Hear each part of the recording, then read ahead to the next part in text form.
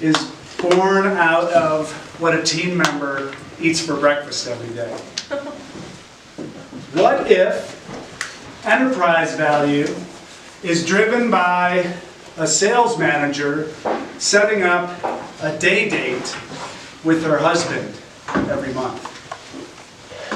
What if profit is driven by the number of workouts that your team is getting? What if employee well-being is the single biggest driver for your company's success? And what if the formula for business isn't the KPIs and the strategic scorecards that we're all so used to, but instead rests upon joy?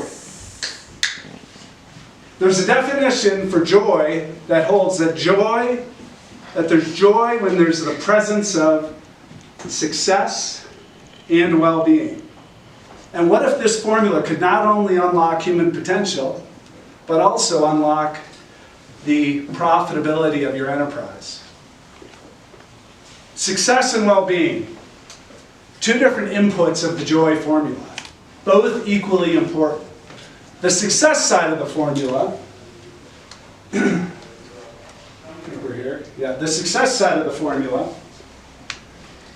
is all the stuff that we're familiar with, right? It's the scorecard reviews. It's making sure that everybody in your organization has their number one and it aligns with the company's strategic objective. It's the smart side of the business. It's what's being taught in business schools. It's what we all learned and have like got our heads around, right? The well-being side. Now, the well-being, I'll tell you what it's not. When I'm talking about well-being, I'm not talking about kind of the well-being that's mentioned in hip corporate cultures. It's not beer keg Fridays. It's not your dog-friendly policy. It's not bringing in a masseuse on Wednesdays. It's something deeper than that. So at FBC, when we talk about well-being, we start with asking the question of why are you on this planet? What is your purpose in this world? And from there, we create a structure that allows our team to develop their goals and well-being so that it aligns with their purpose and they can see how their purpose aligns with our purpose as an organization. Now, my journey to this joy formula started with a whole lot of desire for success and virtually zero awareness around well-being. I started this company in my early 20s. I wanted to grow a big national company. I wanted to be that guy. You know, the guy that makes it. The guy that everyone points to and says, oh yeah, he's the guy. I had this vision. He's the guy that transformed remodel. We used to be this fragmented industry, and he's the guy that transformed. I would daydream about that kind of like someday I'm going to do this. And now when I look back on it and I look at it and go, what was that all about? And I gotta go way back to 3rd grade, when I was sitting in the back of the room. And when I say I was sitting in the back of the room, I mean I was sitting in my own little group in the back of the room, my group of 1. And the rest of the class, they're reading their chapter books. And I was blankly staring at a Dick and Jane book because I couldn't read. And I really think that is why I had all this desire for success. I wanted to prove to myself and to everyone else that I wasn't the stupid kid in the class. So I start this company. And we grow it, we have some success. We open in multiple offices. We're starting to get a national company going, and but it's empty. And I'm driving everything, and I'm working 70 hours a week, but I'm not available to my wife. like I'm traveling and something is missing. And around this time, I had joined EO, Entrepreneurs Organization, and I started to get some sense of what other people are doing. I started to get some mentoring from my peers. And so what I would do is I'm like, God, something's not right. I don't have all the right answers. And so I would start to take ideas from other folks and I'd start to kind of push them into my company. And they didn't work. So ideas on how to improve culture, I'd push it in, I'd jam it in, I'd say, no, everybody's got to be at the Friday happy hour. Now, and if you would have looked at me and if you would have asked me how I'm doing, I'm doing great. Pushing on, we're killing it, right? And I don't even think I knew, you don't know what you don't know. And so I'm growing this thing, we're having some success, but man, every time the phone would ring, I'm like, who's quitting? What problem is on the other end of that call? What issue is coming up? What is it that I'm going to have to deal with? And it just wasn't working. Until I met this guy. Brother David. And Brother David Stendelrast rocked my world. He has created a movement around gratitude. And he asserts that if your search is for happiness, you'll always be disappointed because happiness is event-driven. And I want to repeat that and really let it sink in. If your search is for happiness, you're always going to be disappointed because happiness is event-driven. Whereas gratitude, you can always be present to gratitude. Gratitude is something that is always available to us. And so, and you can go in to your bathroom in the morning and turn on the water. How amazing is that? Do you know how many people in this world don't have running water? Clean running water? And you can turn on the other faucet and have it be warm running water? I mean, that's incredible. I remember when I met him, he spoke on gratitude, and it just resonated for me. And I remember going up to him and thanking him and putting my arms around him. And he's like 90 pounds and like 90 years old. It's like this combination of like, oh. And it was such an outer body experience. I've never hugged another human being like this before.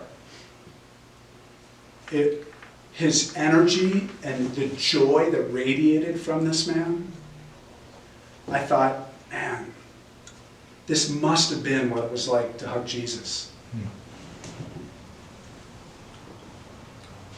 So I look at Brother David. I'm like, man, I want what that guy has. This is something special. And so I start to do the practices and do some of the things that he was like, hey, this is what you do. You can have access to this. And so I started a gratitude practice. And I started waking up, early in the morning and meditating.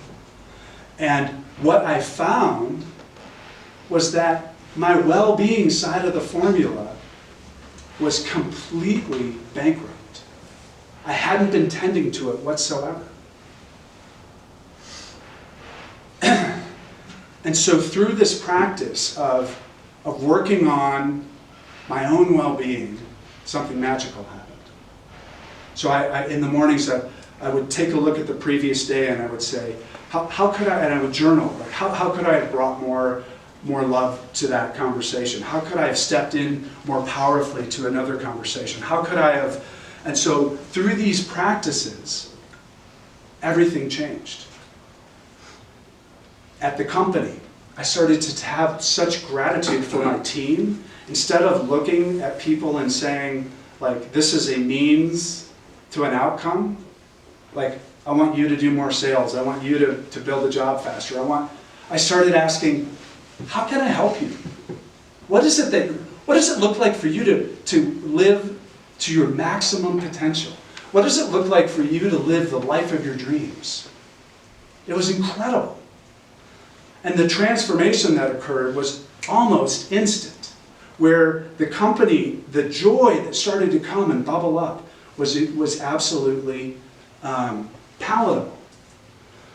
And something that I had been trying to achieve through 70-hour work weeks and through like pushing hard started to just happen naturally.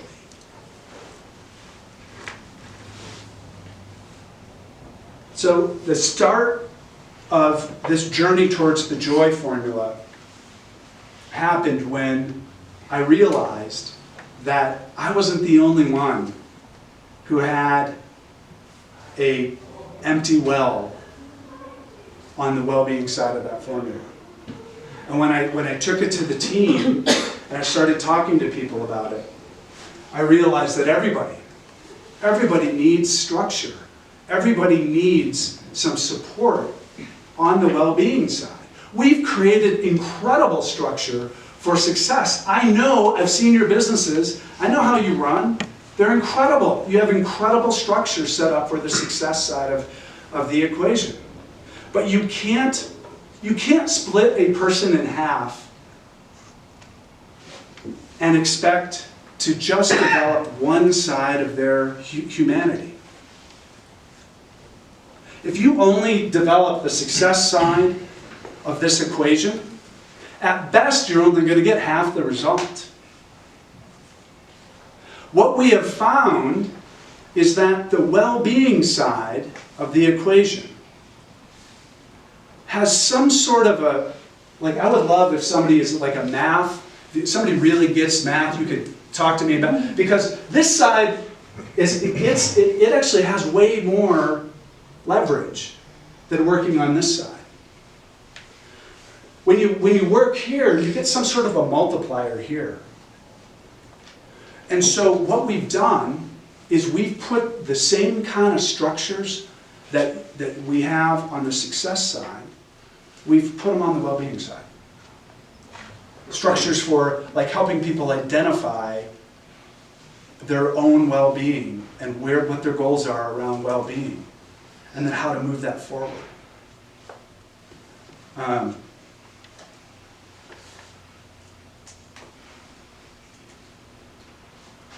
We have a project manager who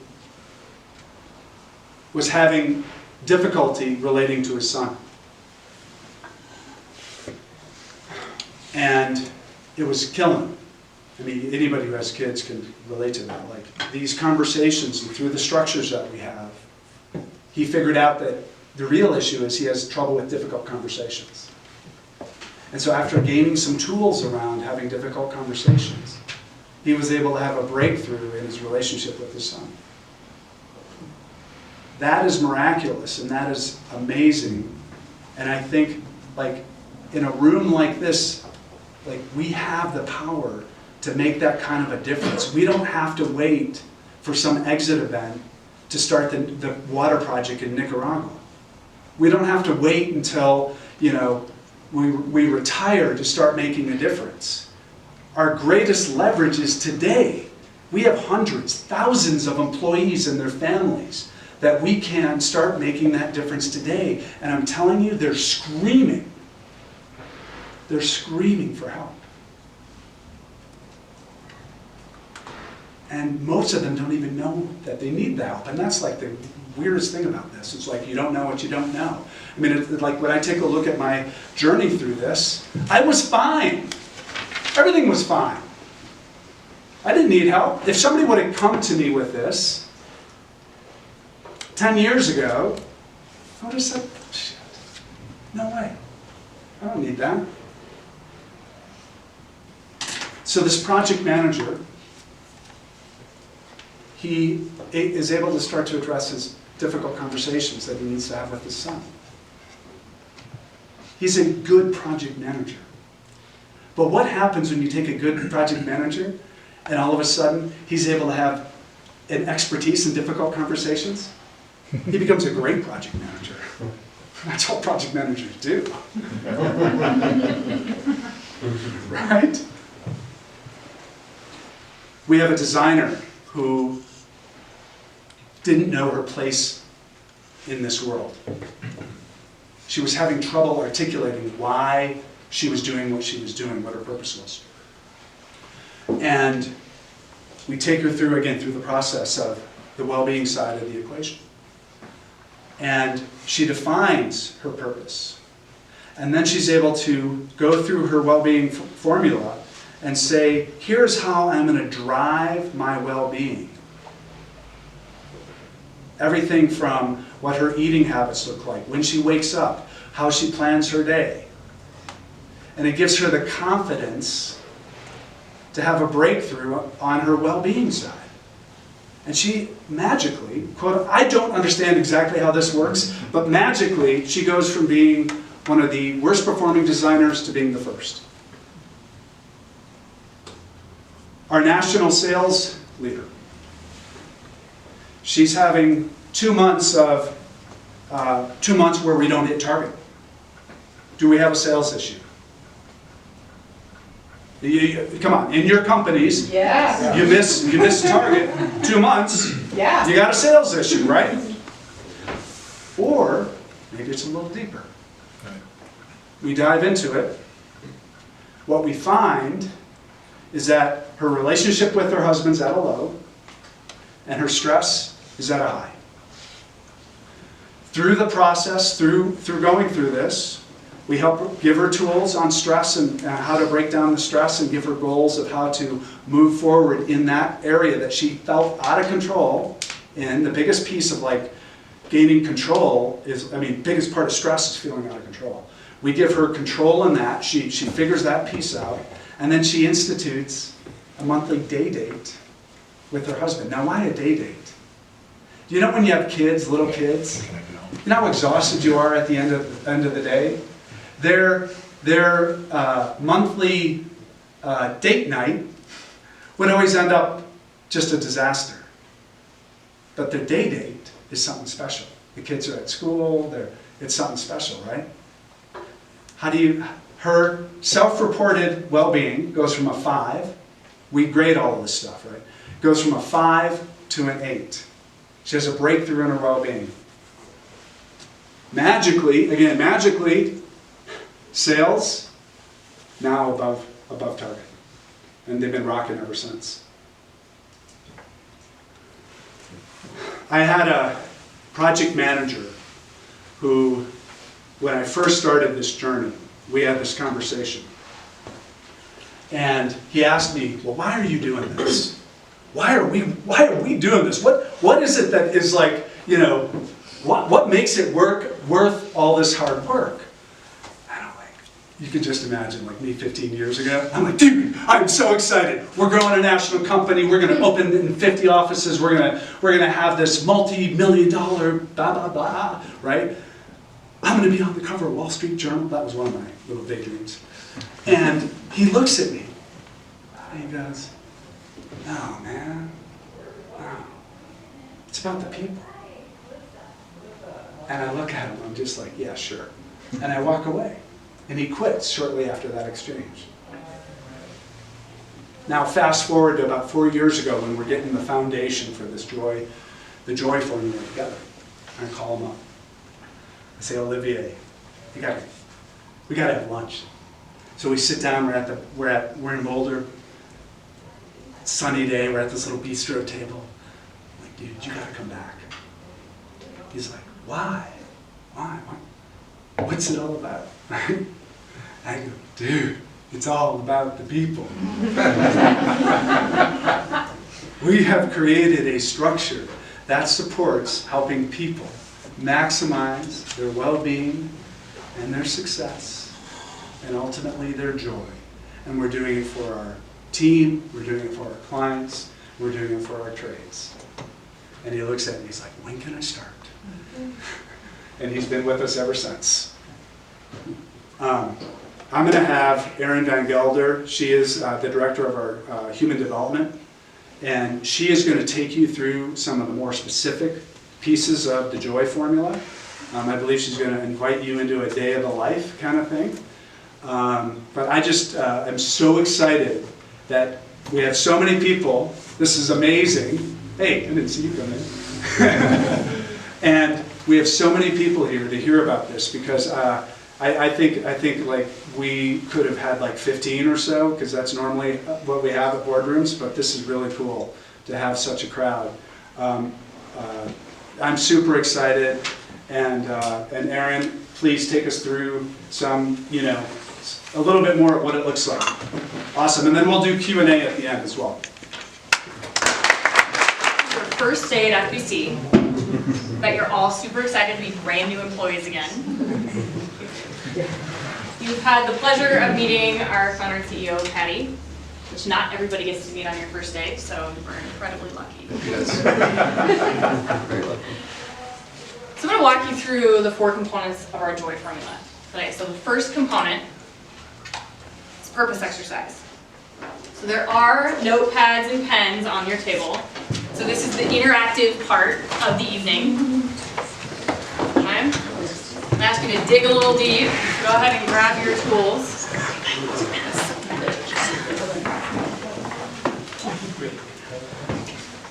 So the purpose exercise. It's a big thing. Why do you get up every day? Why do you do what you do? Why are you on this planet? These are really big questions to answer. Before we jump into figuring that out, I just want to acknowledge that your purpose can change over time. It changes as you go from your 20s, 30s, 40s, right? Things change in life. Life events happen and put us on different trajectories. Okay? So just because we figure it out today doesn't mean that it doesn't change. We revisit our purpose yearly here at FBC. Sometimes more often if we feel it's necessary. Okay? So our purpose exercise started a few years ago as a 20-page document. We would take a couple days to work through this. It's pretty mentally and physically exhausting. Sometimes there's tears. Not by me. And what we've done after that is we've actually boiled it down into about a 30-minute exercise. So I'm going to ask you guys in just a minute a series of 6 sets of questions. Okay, I'm going to go through this pretty quickly. Normally it takes about 30 minutes to get through. And I won't keep you all that long tonight. Okay? So when we're looking at this, we look at 6 different areas. So your dreams, your passion, strengths, values, talents, time. Okay? So here's your first question. What were your childhood dreams? Who were your heroes? And who are your heroes? Give me just a couple minutes. Childhood dreams. Who were your heroes? And who are they today?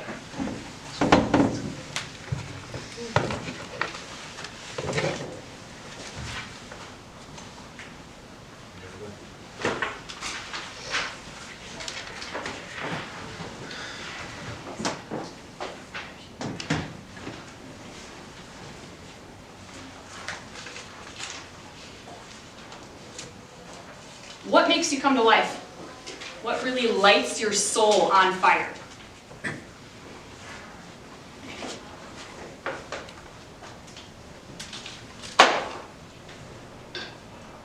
What makes you come to life?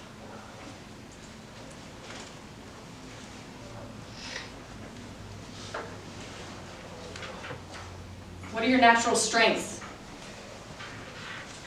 What comes easy to you?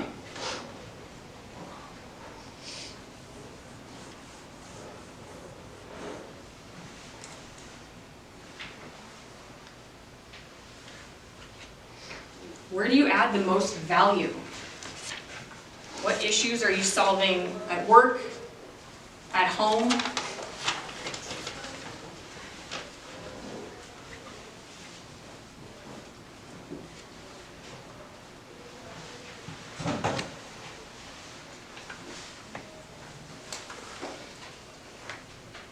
How will you measure the success of your life? What are your values and your priorities?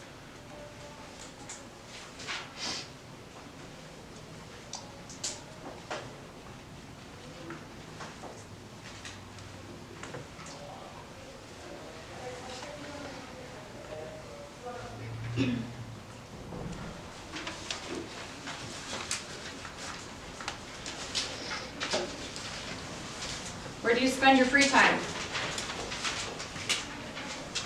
Where do you spend your money? Is there a volunteer service that you're invested in?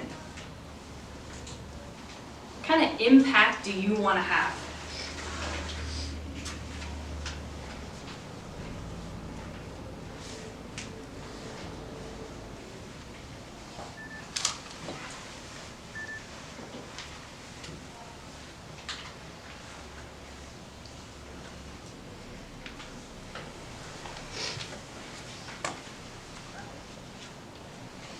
If you have some things written, kind of take a look. Are there any themes that you see in any of the things that you wrote? Kind of underline them, circle them. Ultimately, you want to take these answers and create a 1 to 2 sentence statement that will ultimately be your purpose.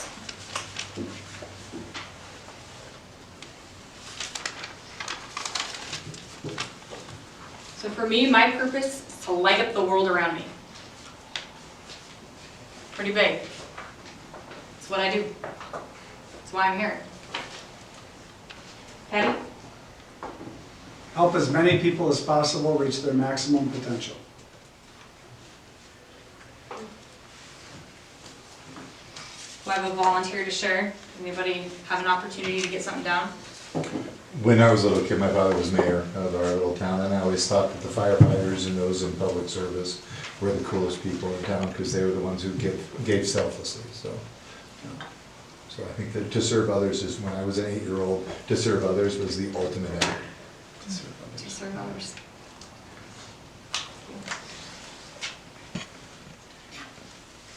Anyone else? Barry? To get humans to Mars. I love that. Fantastic. Anyone else? To inspire growth and create impact, living fully present in love. Oh, I've done it before, though. That was impressive. That's beautiful. So component 1 is purpose exercise. So now that we understand why we get up every day, now what? What do we do with that? Component 2, joy scorecard. How many of you guys in this room have a monthly employee review? You? Okay. How many of you, do either of you have a well-being section on that monthly employee review? We actually do weekly employee direct meetings, and part of that is well-being in that. So Awesome. That is wonderful. Anybody else? It's part of the monthly touch base that we have. I wouldn't say there's a scorecard necessarily that dictates how that conversation goes. That's fantastic. Fantastic. So I'll share with you guys a huge trigger for me is when I hear people say, I just need more work-life balance.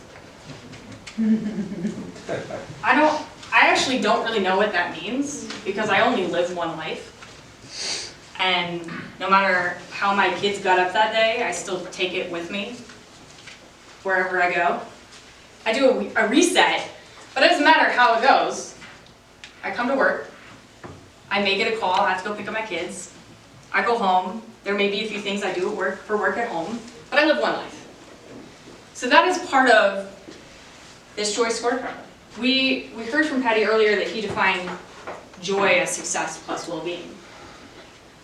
And that's what we've done with our monthly review. So we absolutely, kind of small, on here have a spot for number 1s, because that is still incredibly important for what we do. We want people to make sure that we're reviewing their metrics. After all, we are running a business. But what we do is put our purpose statement, the first thing on the top of that scorecard.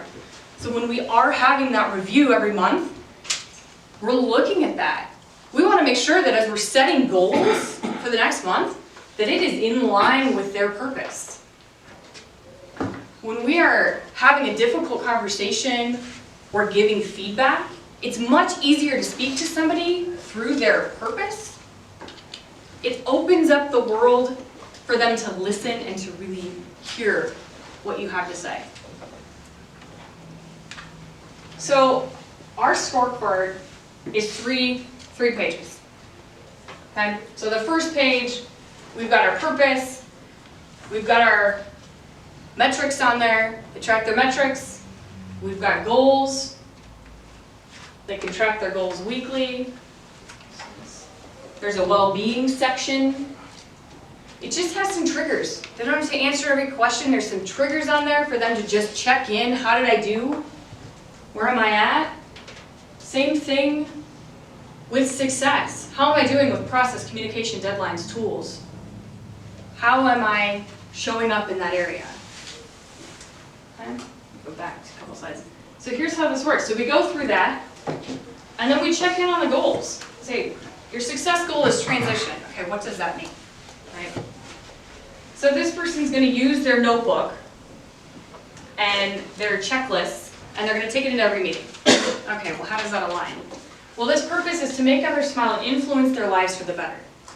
And she says to me, well, when I take my checklist into every meeting, that means that I'm showing up for every client the same, and that I'm doing my absolute best to get them through the process. Okay, I can get behind that as a goal, and I can support you in that. Same thing with her workouts. Exercise 3 times a week. What does that do? Make others smile. When she's working out, she's a ball of energy and light, and she lights up a room. When she's not, sometimes people don't want to be around. But that's how this works. Her goals are in line with her purpose. We check in, we score it. They score themselves. Yes? Do you share that in the team meetings, or do they share it with their supervisor? With their supervisor, with their leader. Mm-hmm. So within the team meetings, does everyone know what everyone else's purpose is? Would it be great for everyone to be in a forum group? So we have accountability groups. 3 people to a group. We meet every week, 20 minutes, and they've got an opportunity to bring their scorecard with their purpose, their goals, and their check-in to that. And they have that support structure from their group. And that's how that works. So component 3 is that accountability group.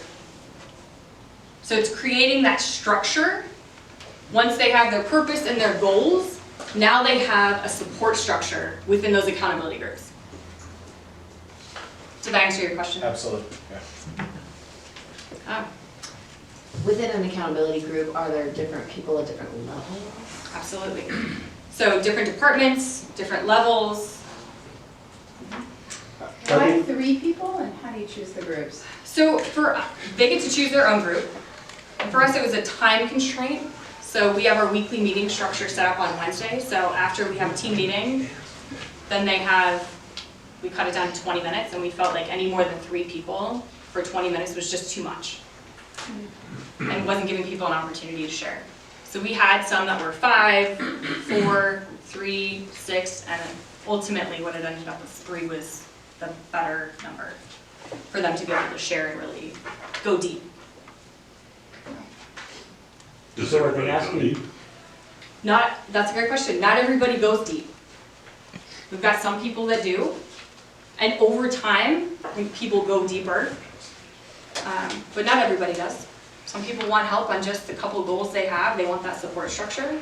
We've got some groups that go really deep, bring a lot of other things. Yeah. 2 questions. What's the mechanism for them to move around groups? And 2, how do they create safe spaces to go deep? Beautiful. So We give them an opportunity, usually every 6 months, sometimes every year, to switch and rotate groups. So we'll do a survey, we just recently did a survey, kind of get a pulse on the overall company to understand how their accountability groups are functioning, so give it a rating. And then we'll just say, you know, we're gonna switch groups and let people Just reshuffle. reshuffle. Yeah. So we'll have some groups have been together and they'll stay together. Other groups, people will accept. And then that structure, we do a moderator training. So there's a moderator that they designate in their group. We do training that keeps them on time, they watch the time. But there's different levels, so they'll do a level 1, level 2, or level 3 conversation, depending on, do we want them to share or not share? What feedback do they want? But we do a training around it. Is it confidential? Some of it is. So if they want in their group for something to be confidential, then part of the moderator training is that they can say, this is confidential, I don't want it to leave. So absolutely. Let's hold on questions for just a bit, and then we'll come back to it. That's great. So that third component is the accountability group. So our fourth component is a HIP.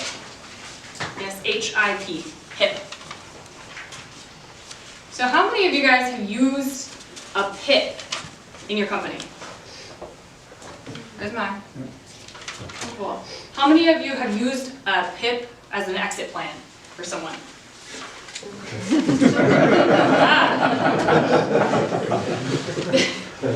How many people you have had on a HIP are still with your company? On a PIP, sorry. Few. So here at FBC, we only use a HIP, a habit improvement plan. Because I will tell you, most people hate to fail. So if they knew how to improve their performance, they would have already done it. Not a whole lot of people like to show up and fail.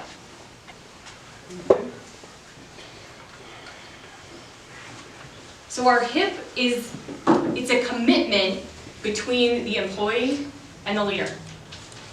So what we have found is that our HIP doesn't work if the leader doesn't believe in them. So we've got to dig deep. So what does this look like? So we have a project manager that's not hitting their jobs on time. They're not closing jobs. So when we sit down with them, we dig in, we actually find that instead of setting up their day, they're running out of their house in the morning and running from job to job, which is creating chaos. So the HIP that we have created now for this person is a structured morning routine. So what this allowed was for them to get a workout in, for them to eat a really great breakfast, and to structure their day all before leaving the house. So our habit improvement plan for them was not, here, get 100% jobs on time, just follow the process. We sat down, we had a couple conversations, we dug in and narrowed it down to the fact that they didn't have a structured routine in the morning. So by helping them organize and create a keystone habit in their life of, when I get up every day, here's my structure, not only did they start eating better and they were getting their workouts in like they wanted to, which helped them, like their mental capacity for the day, they're structuring their day, so they're actually getting done sooner, their client satisfaction went up, as well as their jobs on time. So when we look at a HIP, we're looking for those keystone habits of what they're improving. So similar to a performance improvement plan, how are we not meeting expectations? Any previous coaching conversations that you've had? So we're still going to document it, but here's the habits that we're putting in place to achieve the goal that we want you to achieve. But we've got to back it up. We've never been able to increase success by focusing only on success and metrics. So the fourth component is a HIP. So again, for our JOY formula, component 1, purpose exercise. Component 2, Joy scorecard.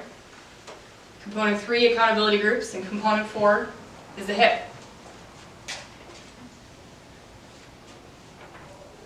Oh no, Patty, you gonna let us ask questions? Yeah. So now, Yeah. We're gonna bring, I'm gonna invite Yeah. Sam and Courtney Nope, yeah. come up. No. So we're gonna open the floor for questions now. so just direct, if you have a question. So Sam is a designer, an amazing designer. So if you have any questions, I thought it would be cool to actually talk to people who live this every day, who are in the JOY formula, as well as for Aaron, who is in charge of all of this, and then if you have anything for me, obviously direct it my way. So Sam and Courtney.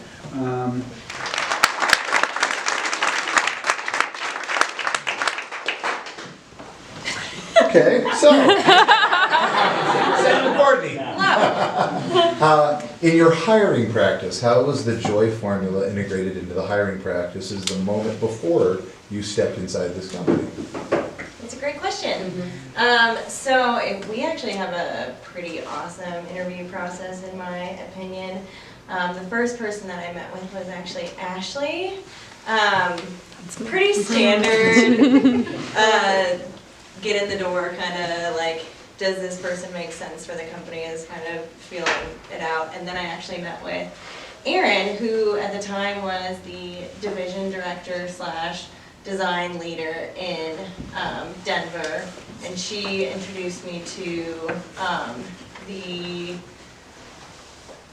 design lead, or the senior designers at that time, and they asked me all about what my background was, why I chose FBC, where I came from, all of those sorts of things. And then when I met with Patrick, he was very vulnerable and had me get very vulnerable, asked me about more of like my childhood and my parents and where I came from. And so yeah, before I came into this, I was like, okay, we're getting deep in this company.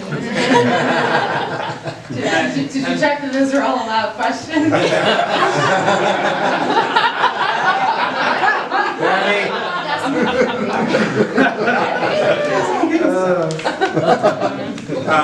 Yeah. Patrick's sister is an employment law attorney, and he doesn't listen to me at all.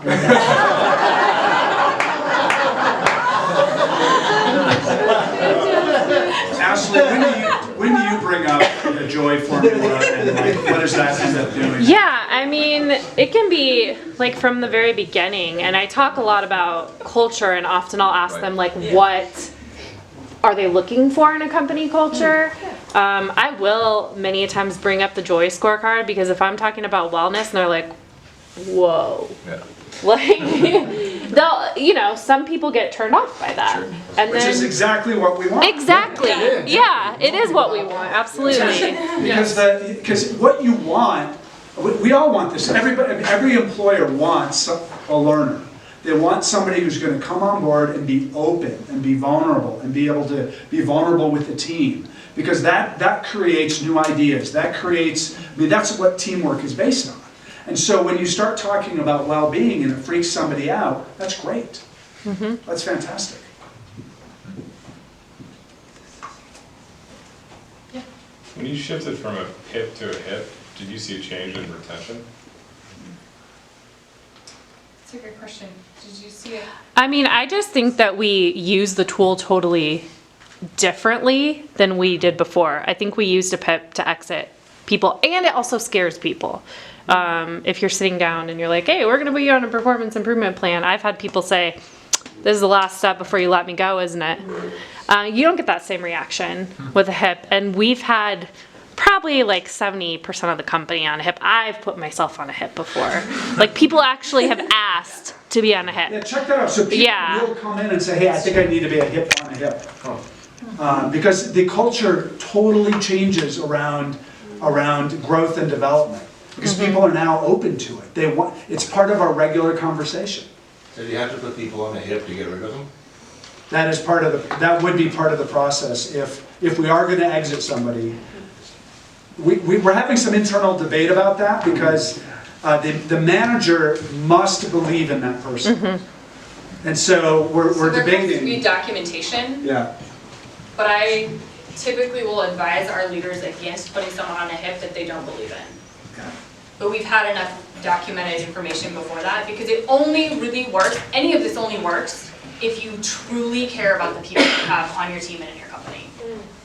So are you nine-boxing these people as well? Are you looking at where they fit in the quadrant and understanding, okay, it's not just the manager's bias, but you're getting some really good objective feedback on performance before you use them? Yeah, absolutely, Yeah, it'd be dangerous otherwise, right? absolutely. What's the unintended consequence? What'd you learn that you were like, wow, this is not what I intended to happen at all? Maybe pleasantly so, but what did you guys when you implemented this?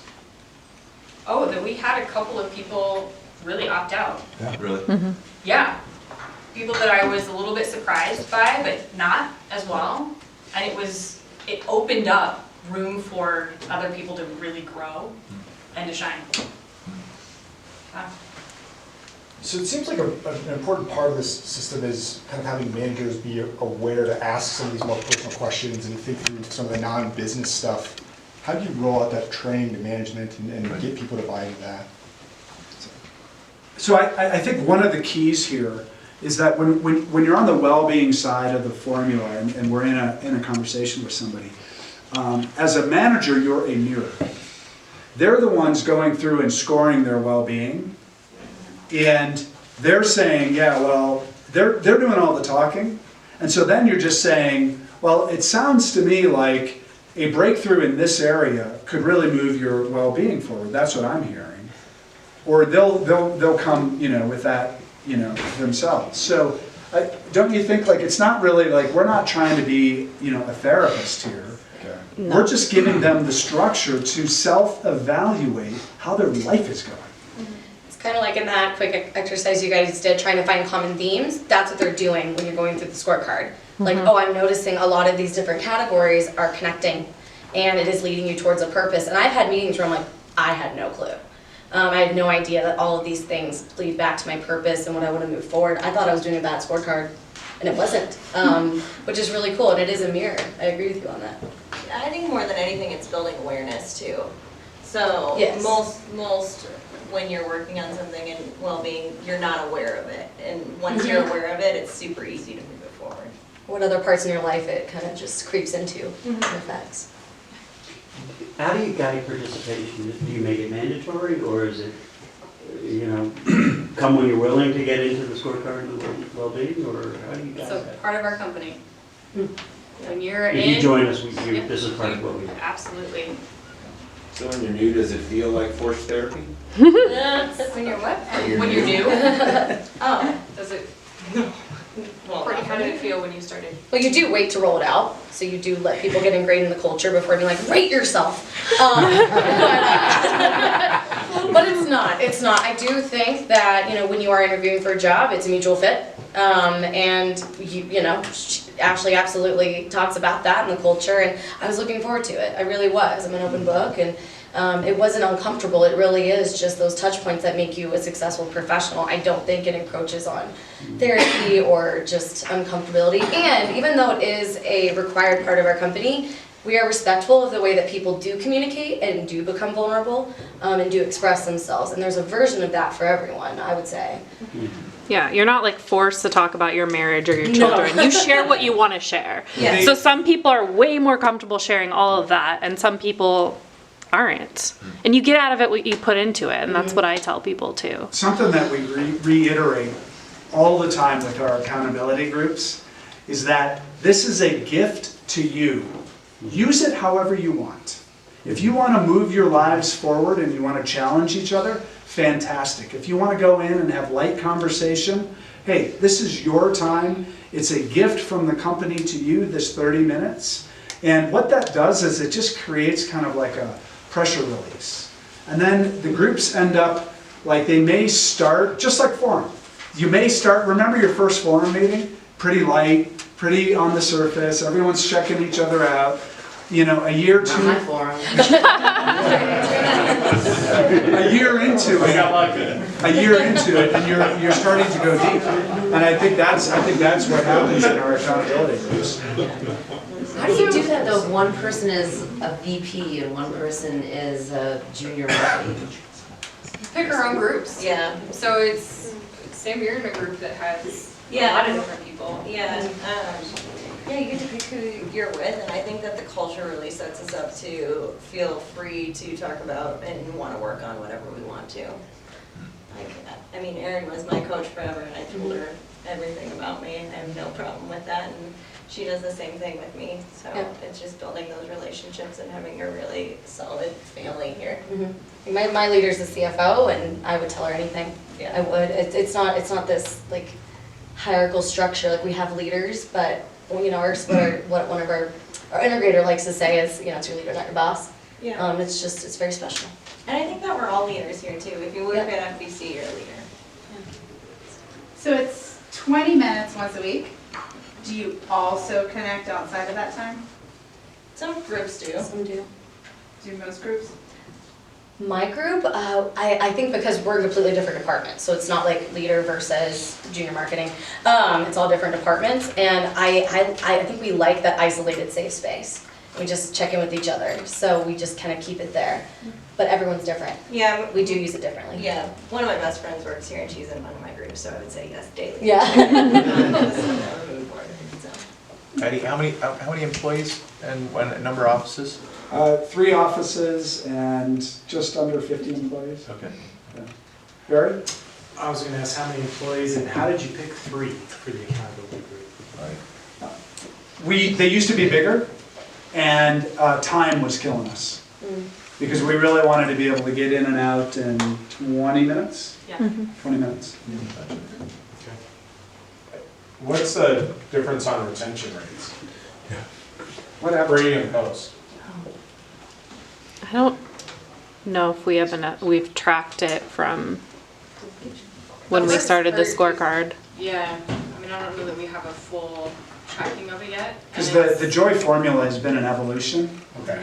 And so, like, I'll tell you from, like, just our experience with it, like, it has created an incredible sticky culture where you just don't lose people. And I think in Denver, we had a couple people leave last year and they were back within 6 months. Yeah, when I'm hearing We've team had members people talk come back. about family and Yeah. when they're talking about their work environment, I can feel the stickiness. And people do come back.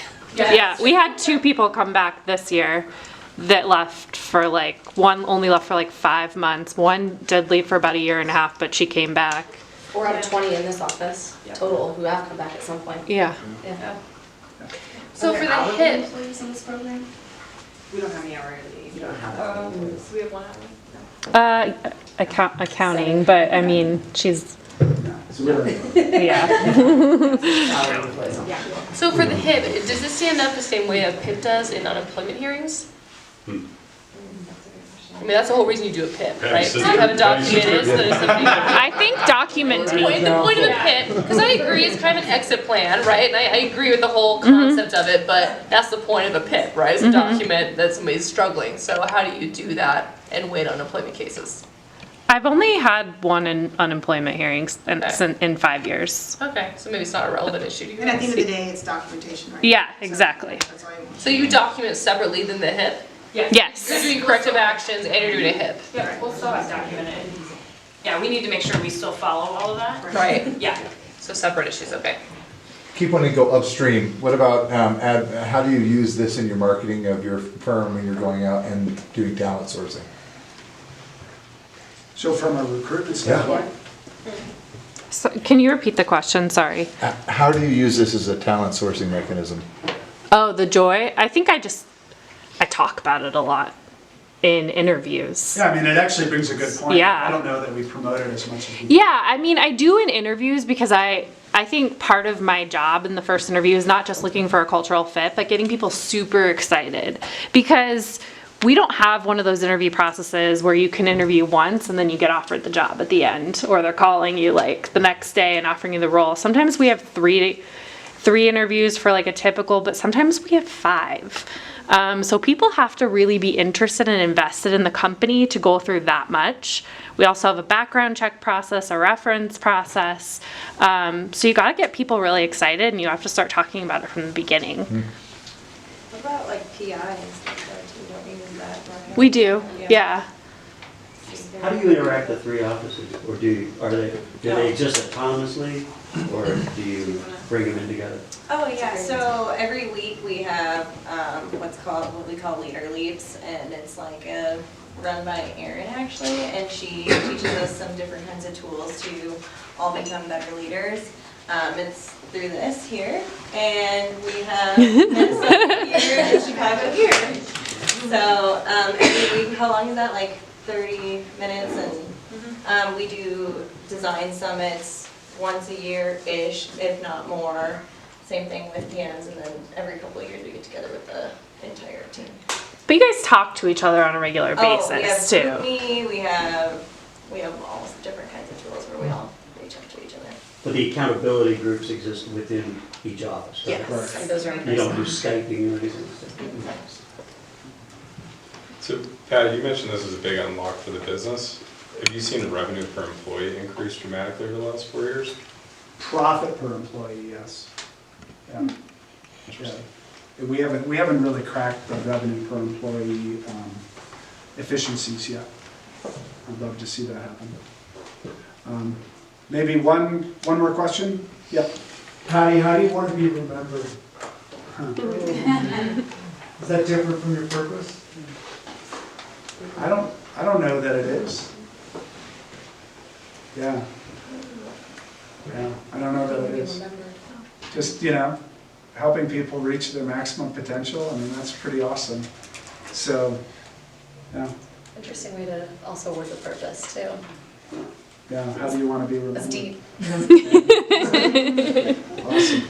Awesome. Hey, so a couple of folks that I want to thank here. Erin, thank you so much. You were such a big help.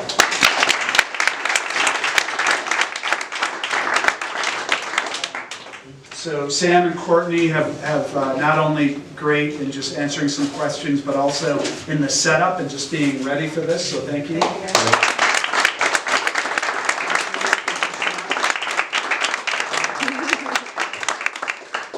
Missing anyone there? Melissa? Melissa. Melissa. Yes. Woo!